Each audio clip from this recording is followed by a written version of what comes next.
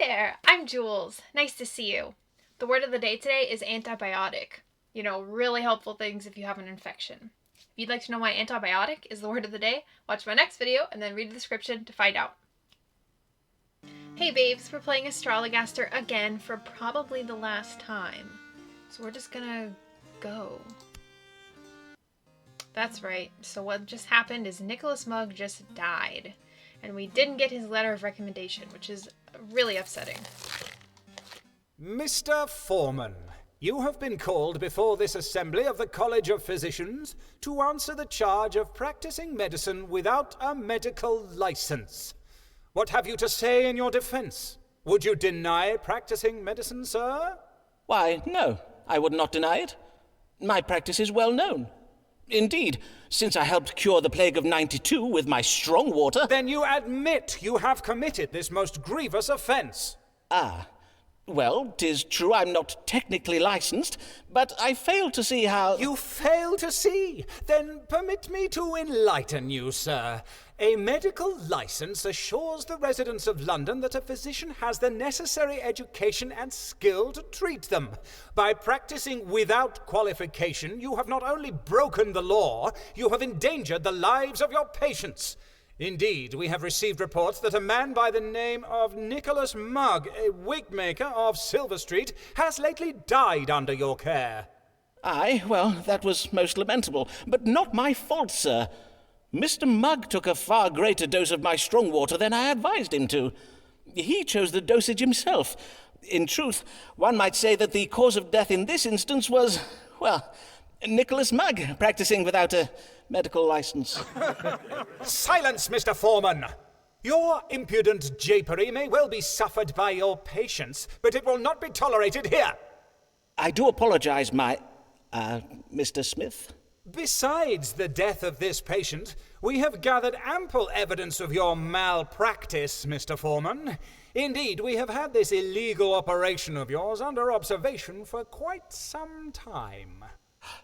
'Twas you, Ricardo Ferraro, the merchant from Venice. All along he was you, Richard Smith, the Queen's royal physician. Duh. Then I take it, Mr. Smith, you were unsatisfied with the medical care I gave you? Sir, we are well aware of your occult practices. What you so boldly call medical care was naught but advice conjured up by means of dark magic. You have no understanding of physic or astrology. But my knowledge of both physic and astrology is unparalleled. If that is so, then doubtless you will happily submit to having your knowledge examined before this assembly. Oh no! Which planet or star represents authority?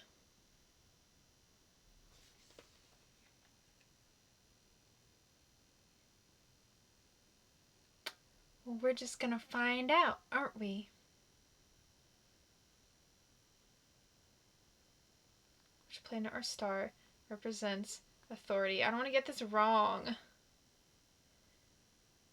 What? But my phone says Saturn.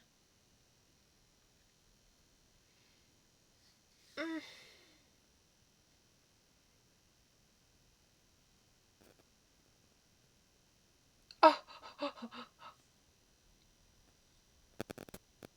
Okay.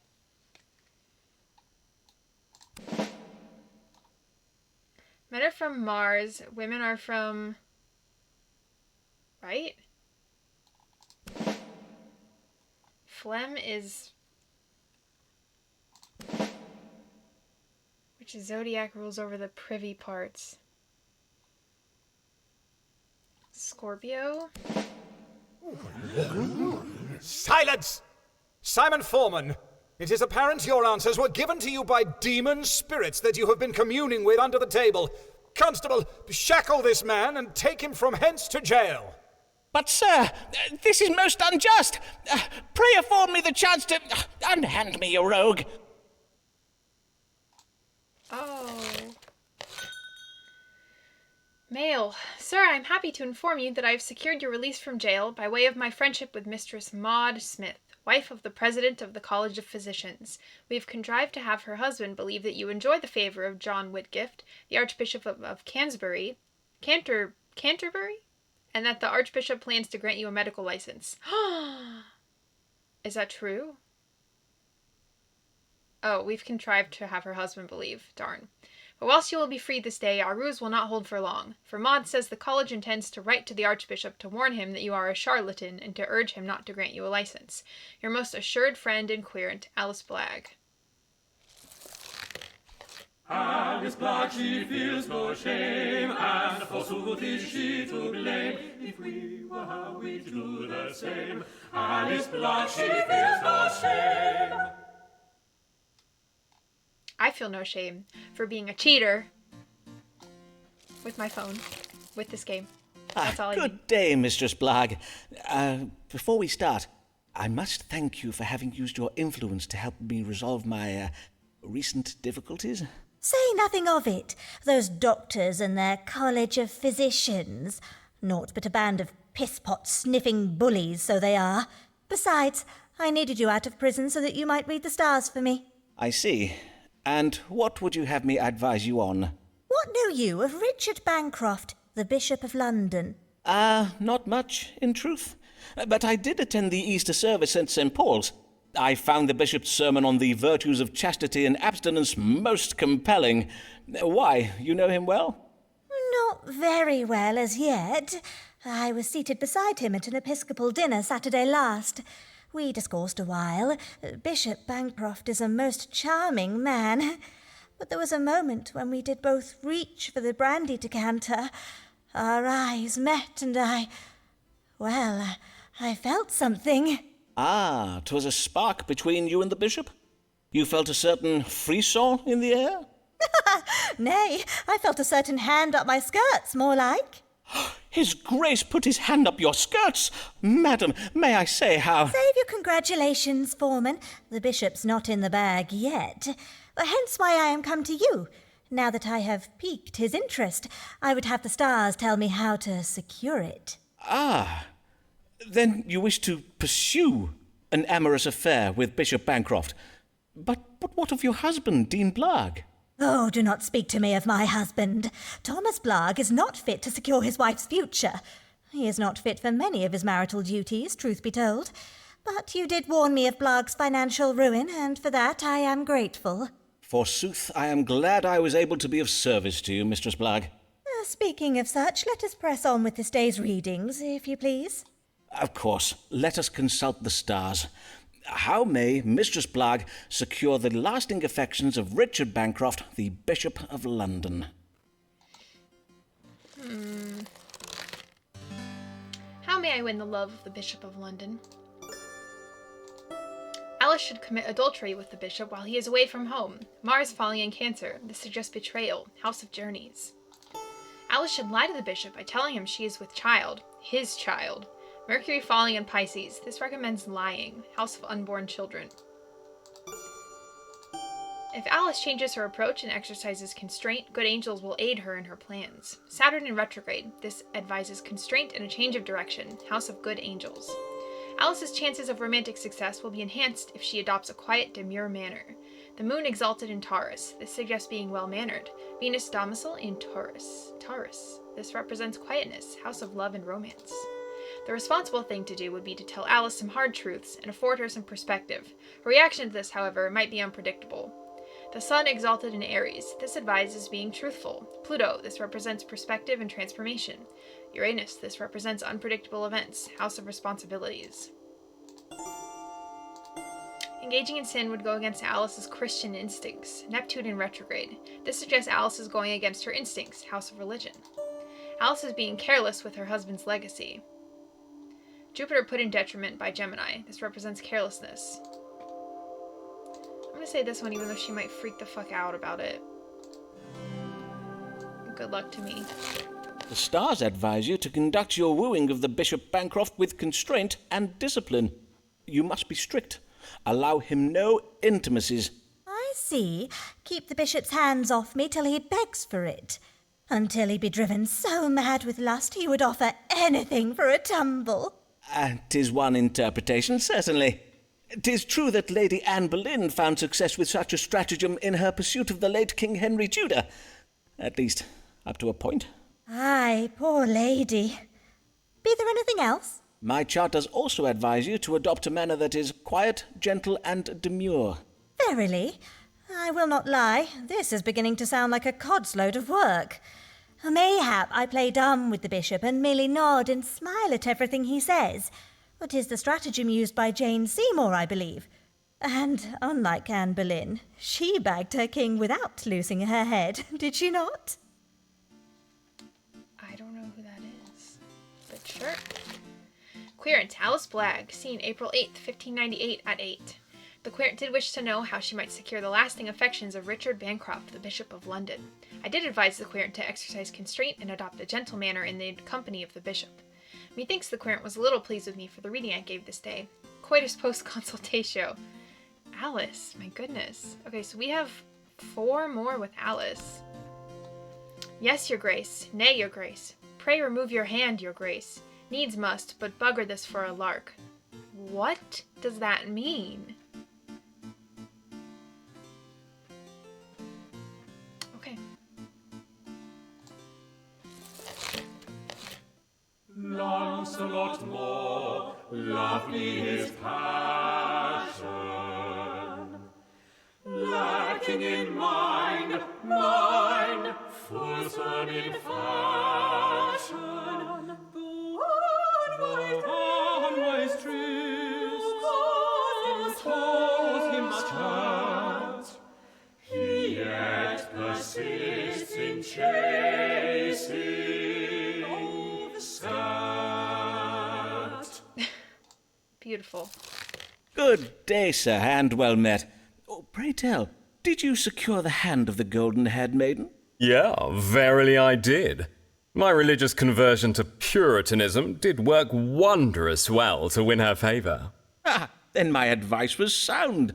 Aye, after I told her that I thought the Queen dresses like a strumpet, the Pope is the demon son of Satan, and that Will Shakespeare and his players should be driven into the Thames to drown, she became convinced of the purity of my soul. I was made the happiest of men.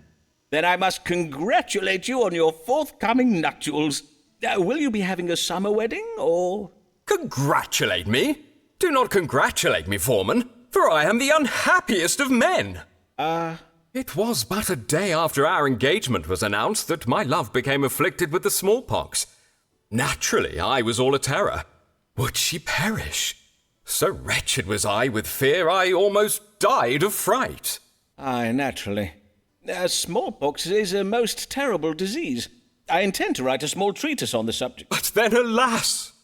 Fate struck the cruelest of blows upon my soul. Oh, verily. Poor girl. May she rest in peace.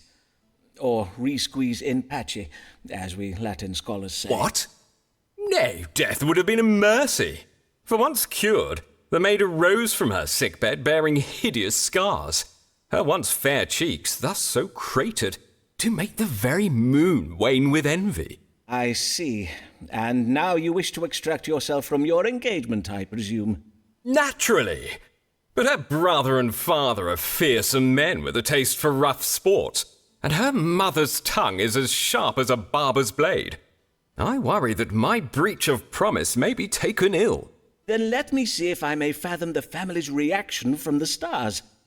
What will become of breaking your engagement to this once fair, now pox-scarred maid? What an asshole. What will happen when I end my engagement? The maiden's father is being careless with his legacy. Indeed, it was most careless of him to betroth his daughter to such a mump-headed snatch-grabber. The sun, this represents a mature man, the maiden's father. Jupiter in detriment in Gemini. This indicates carelessness, house of legacy.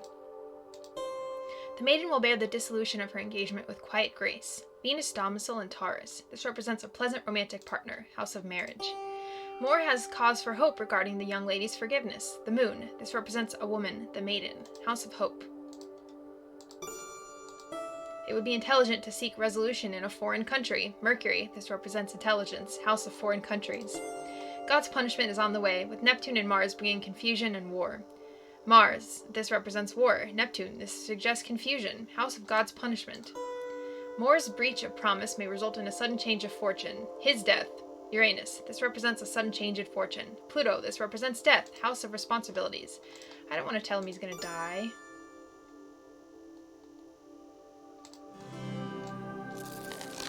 Ah, good tidings! While the family may well take your decision ill, good angels guide them toward restraint and discipline in their actions. The maid herself will endure it with quiet forbearance. Quiet forbearance? By the saints, what a wondrous creature is she! Verily, I am disappointed that I must break off with her, for truly there is no mountain I would not climb, no trial I would not endure to wed a maid of so sweet a disposition. But I must be brave, and go at once to break the news to her. Okay. Querent, Lancelot Moore, scene, June 21st, 1598 at 3. The Querent did wish to know what will happen when he breaks his engagement. I did reassure the Querent that he has nothing to fear from the maiden, nor from her family. Methinks the Querent was a little pleased with me for the reading I gave this day. I hope he doesn't end up dead. How long will this wretched business take? I pray there be time to take in a play afterwards. Glory, glory to the Lord. The Lord, Archbishop Whitgift. Glory to the Lord in the highest position in the church, except for the Queen. Glory to the Lord, Archbishop Whitgift. Is this guy gonna, destroy my medical practice? Ho! Ho there! Be there anyone at home? Is it? By the saints, 'tis none other than Archbishop John Whitgift. Your Grace, I am most honoured by this most unexpected visit. Truly, 'tis most unexpected, as I just so happened to be passing by. Indeed, I was riding by in my carriage when I found myself struck ill. My chaplain did suggest I take rest at the nearest residence, which did so happen to be this small dwelling. Forsooth, these rooms have the look of a physician's consulting chambers. Mayhap you are a doctor? If that be true, then praise be to God for this happy coincidence. A most fortunate coincidence indeed. I am Simon Foreman, a doctor of astrology and physic. At your service, Your Grace. Well then, Dr. Dr. Foreman, was it? Perchance you will tell me what ails me. I feel a kind of pain and heaviness in my side, and I know not if this be related, but my skin has of late become most unattractive in appearance. Pain in the right side of the body and sallowness of the skin? Her Majesty did remark upon it most wittily the other day at a meeting of the Privy Council. Your face does serve as a warning to us all, Archbishop. Her Majesty the Queen, verily. A moment, if I may, Your Grace, while I consult the stars. What does cause the suffering of His Grace, the Most Reverend John Whitgift, the Archbishop of Canterbury? Okay. I have pain in my side, and my skin has become yellow in color. What ails me? The Archbishop is suffering from the jaundice, a condition characterized by choler seeping into the skin when the tube connecting the gallbladder to the liver is blocked. The moon. This suggests the illness is temporary. Sagittarius, ruler of the liver. The Archbishop is suffering from a cardiac passion characterized by grievous pain in the heart and gnawing sensations throughout the body. Neptune. This suggests the illness is curable. Leo, ruler of the heart. No, it's definitely jaundice, for sure. You are afflicted with jaundice, Your Grace. Yellow bile has seeped into your skin, causing it to become yellow-hued in appearance. 'Tis the jaundice, is it? I see. Pray, have a servant boil this pouch of herbs in water. The liquor is to be injected up the fundament once each day. It should draw the choler away from your skin and into your bowels. William! Excellent. I will have my chaplain see to it. My, who do we have here? Before you take your leave, Your Grace, I would have my manservant William let blood from your right arm. Indeed.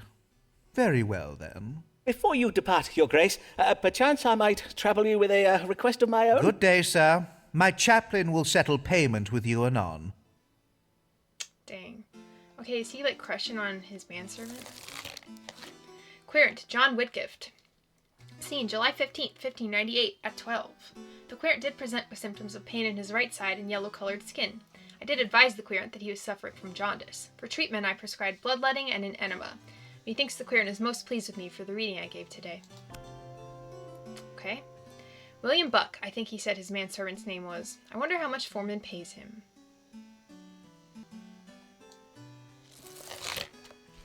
What does it matter if errors he makes? Let others mend other things Essex breaks. Our Lord has much to gain from the risk he takes. Commoners may pay, but nobles only learn from their mistakes. Okay. Good day, my lord, and well met. Indeed, methinks I have not seen your lordship since last year, afore you set off with Sir Walter Raleigh to capture those Spanish treasure ships. Ah, yes. Doubtless you heard what became of that expedition. The town criers called it Raleigh and Essex's gold piracy fail, declaring it the biggest balls-up since the English Armada. Aye, 'twas most ill-mannered of them, if I may remark. The directions you gave me were entirely wrong, for we never came across the Spanish fleet. Indeed, we found ourselves becalmed in the middle of the Atlantic Ocean. Raleigh blames me for it, and although I did explain to him that it was entirely your fault, as I had gotten the navigational coordinates from you, that seemed to bother him even more. My lord, I am full sorry for any error I may have made in my calculations. Forsooth, I pray I may assist you better this day. What is it you would ask of the stars? I would have you tell me how I might regain the favour of the Queen. Indeed, 'tis strange she has not yet gotten over her displeasure, for the incident did occur many months ago. And we had every intention of returning her warships, filled to the brim with gold, I might add. Besides, how in the devil's name were we supposed to know the King of Spain would choose that very same month to invade England? I have not the power to predict the future. Well, nay, but I have, my lord, if you had asked me to. Verily, 'tis not to be borne.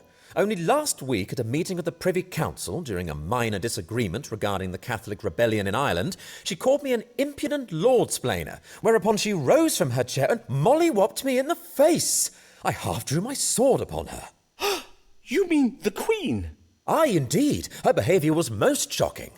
I even asked the royal physician whether she may have lost her mind. She is, after all, most elderly. But Mr. Smith assures me she is in very fine health and is in full control of her faculties. Her Majesty's behaviour is a mystery indeed, although mayhap it should not surprise us. A man's reason is oft insufficient to fathom the workings of the feminine mind, and, in such cases, he may have little choice but to call upon divine wisdom. To wit, let us see what the stars can tell us. What must Lord Devereux do to regain the Queen's favour? Okay. What can I do to regain the Queen's favor? Devereux should pretend to be in love with the Queen. Venus, this represents a romantic partner. The Queen, Neptune, this suggests deception, house of love and romance. Devereux's ambitions may be achieved if he is gentle. The moon exalted in Taurus, this advises gentleness, house of ambitions. Devereux may reverse his change in fortune by turning his working relationship with the Queen into a sexual one. Uranus in retrograde, this indicates a change of fortune being reversed. Pluto in retrograde, this advises a reversal achieved through sexual intimacy, house of associates. House of associates, okay. I say not that one. Devereux should not act in haste. He should make an intelligent suggestion to mount a military campaign in a foreign country. Mercury, this suggests intelligence. Saturn exalted in Libra, this advises patience. Mars in detriment in Libra, this indicates violence, house of foreign countries. Devereux should assume a position of authority in keeping with his birthright as peer of the realm. The Sun, this represents authority, house of wills and inheritance. Devereux must show the Queen he is a loyal man who does his duty. Jupiter exalted in Cancer. This advises faithfulness, House of Duties. That one, do not need to be banging the Queen. To regain the Queen's favour, you must demonstrate your fealty to her, your loyalty as a peer of the realm who sits on her privy council.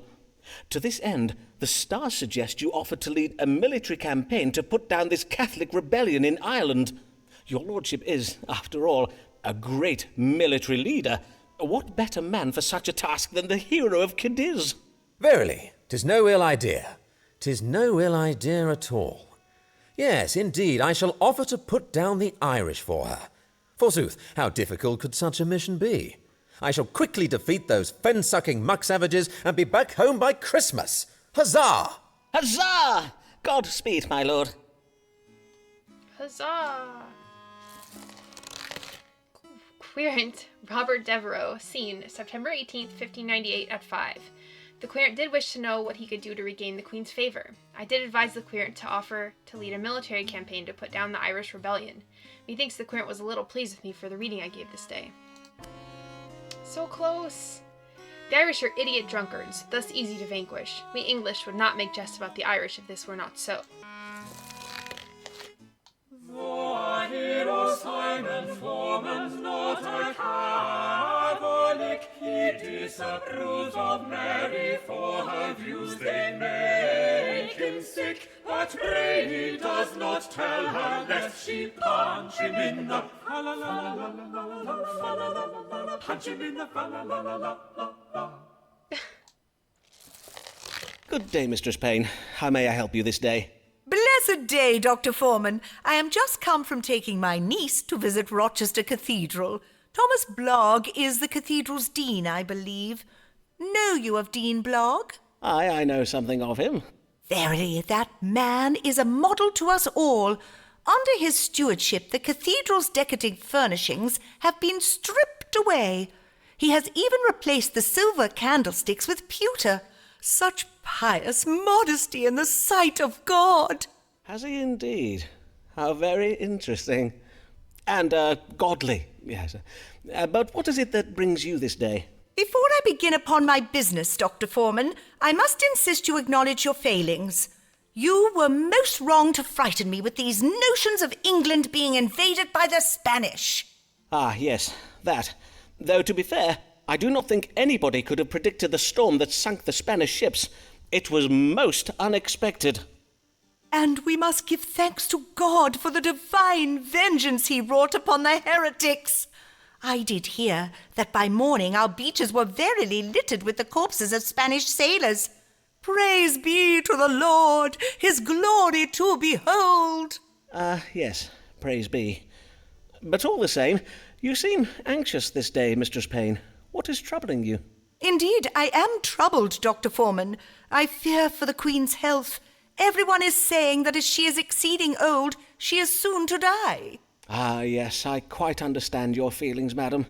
How we love our good Queen Bessie. Long may she reign. But will she?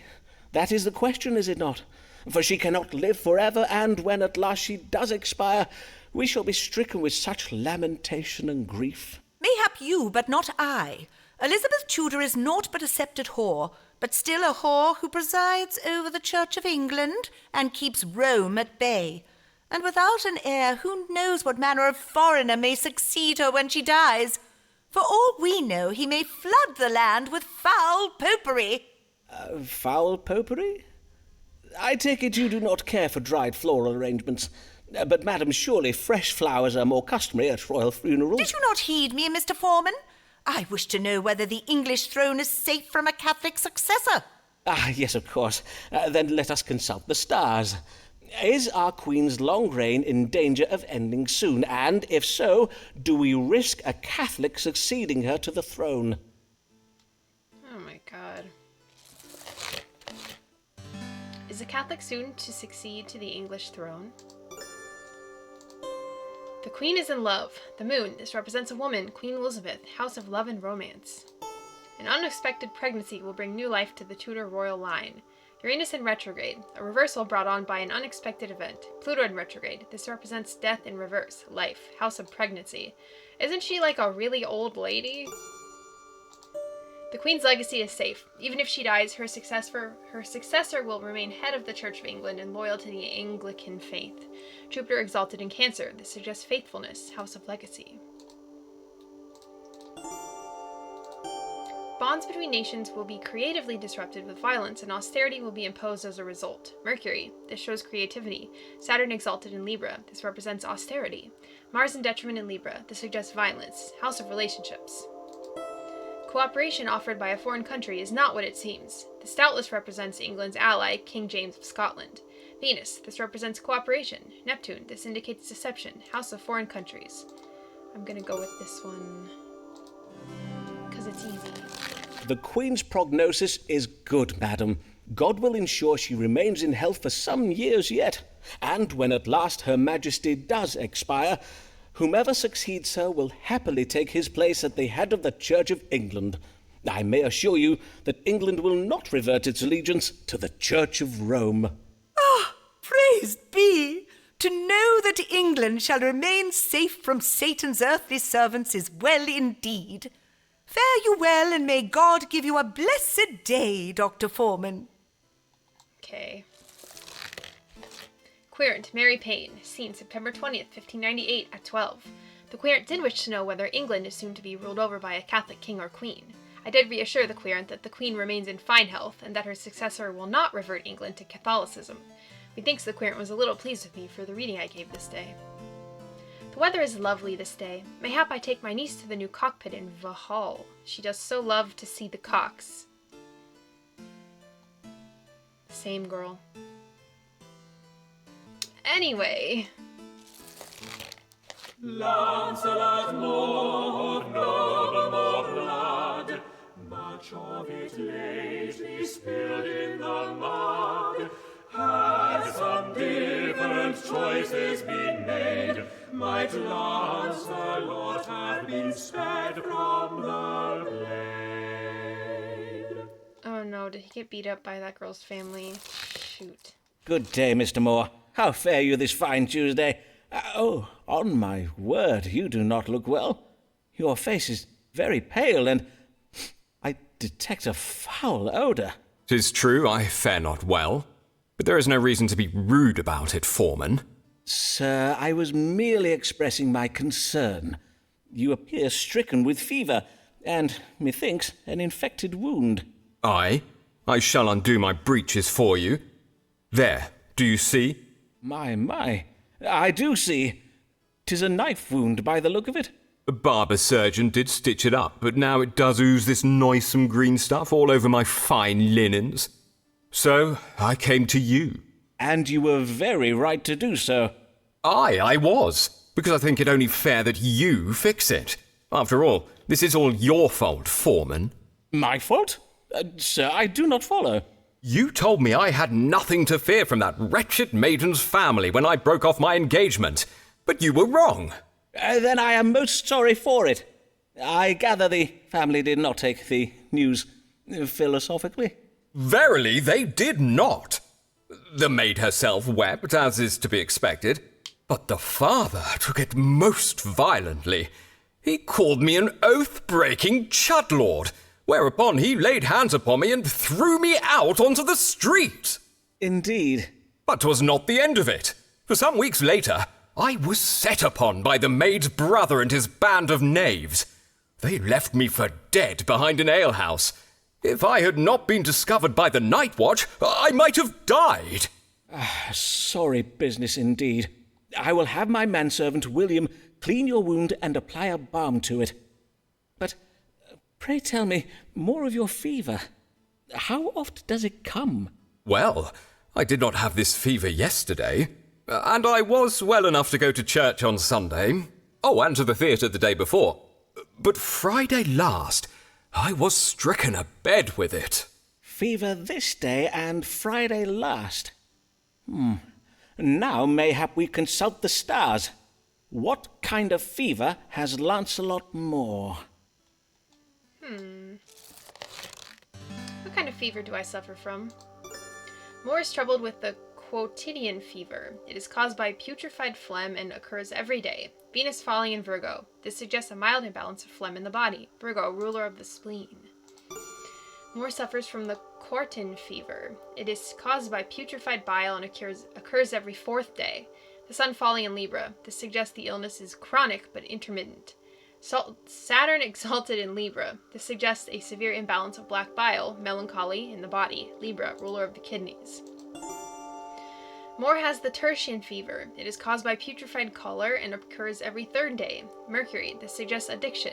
Mars, domicile in Scorpio. This suggests a severe imbalance of yellow bile, choler in the body. So I'm going to say this one. Because if he had Friday, and then he said one day was fine, and now he has it again, that's the 4th day, right? Right? I'm good at math. You're troubled with the quartan fever, a fever that comes every 4th day. It's caused by rotting bile. You must abstain from eating pork and any other meats that slow the digestion, and you must not bathe, but have a servant rub your back very vigorously every day until the fever abates. Then what is it that you're mixing for me there? 'Tis true I am thirsty, but if you know wine, you might offer me instead. 'Tis an infusion of chamomile, mallow, mercury, and leaves of the black violet. William shall be administering it up the fundament. Pray lower your breeches, if you please. Oh. Well, okay. Querent, Lancelot Moore, seen October 13th, 1598, at 1. The querent did present with a suppurating wound, which had occasioned a fever. I did diagnose the quartan fever. I administered an enema and dispensed dietary advice. Methinks the querent is most pleased with me for the reading I gave today.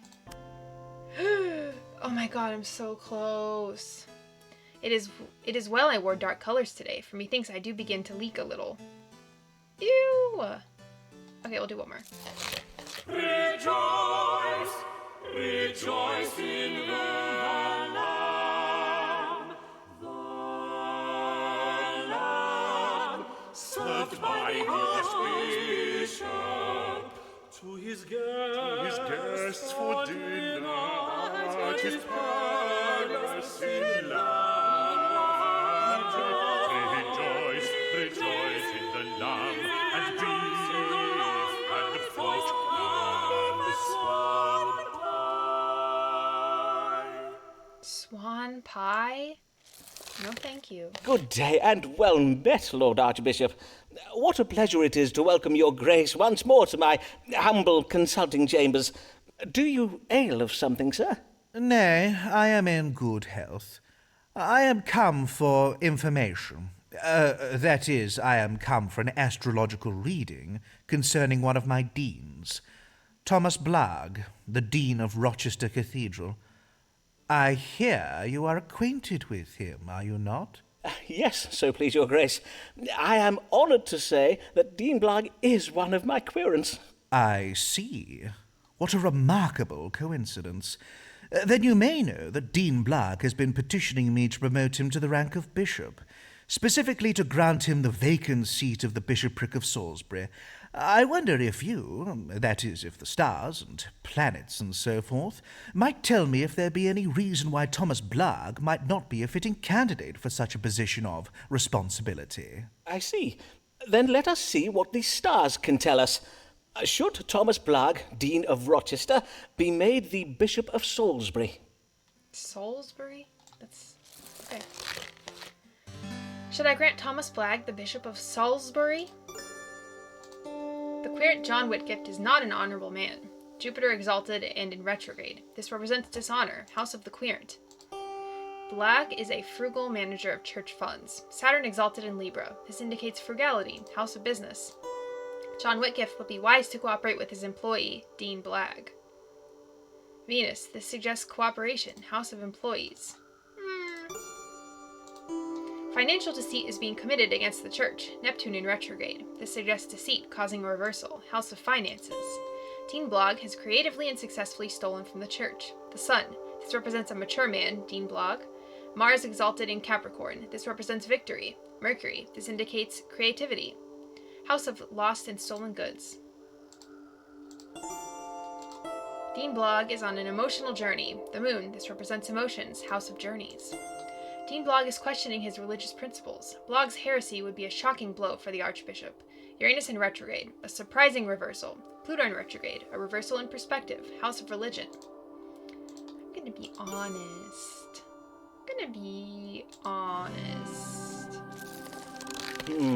You must not grant Thomas Blogg the bishopric of Salisbury, Your Grace, for it seems Dean Blogg has been embezzling from the church. He has been removing cathedral furnishings, fine paintings, tapestries, candlesticks and the like, and selling them for his own enrichment, or mayhap to pay off his personal debts. Verily? Well, I do hear it remarked that the Rochester Cathedral has been looking a little Puritan of late. Mayhap I shall have my chaplain cast an eye over the cathedral accounts. Before you leave, Your Grace, perchance I may broach a small matter of my own. Methinks you have the power to grant medical licenses, do you not? Although I am an experienced physician, you may have heard of my work during the plague of 1592, for instance, I am not technically licensed to practice medicine. It has been causing some administrative troubles of late. I wonder if Your Grace might condescend to help me by... You would have me grant you a medical license, would you? I suppose that might be arranged. Leave it with me, and I will have my chaplain look into it. I thank you heartily, Your Grace. Your Grace is most generous. That would be great. Maybe it's a good thing I told them the truth. Querent, John Whitgift, seen January 1st, 1599 at 4. The querent did wish to know whether they bring any reason why he should not make Thomas Blogg the Bishop of Salisbury. I did advise the querent against granting Thomas Blogg the bishopric. Methinks the querent was a little pleased with me for the reading I gave this day. Okay. In truth, it is well to know that Blogg is only a thief, not developing Puritan sympathies as I had feared. Oh. Well, maybe I should have said that one? I don't know. I don't know what I'm supposed to say. Okay, I'm gonna call it here. I really thought I'd be able to finish it today, but I was very wrong. I'm just gonna keep playing this game. I want to see it to the end. I want to see Mr. Foreman get his doctor's license. I don't know. Just something that I want to see. This Mr. Foreman is better, maybe, than my teacher, Mr. Foreman. I don't know about that one. I don't know. But I hope you had fun playing, because I definitely did. And please like and subscribe, it would mean a lot to me. I will see you later.